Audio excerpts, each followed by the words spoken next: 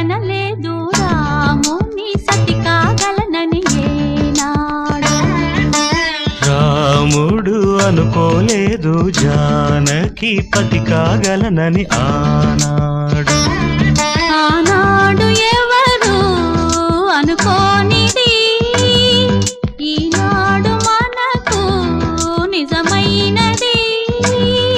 ఆ రామాయణం మన జీవన పారాయణం. రాముడు అనుకోలేదు జానకి పతి కాగలనని ఆనాడు.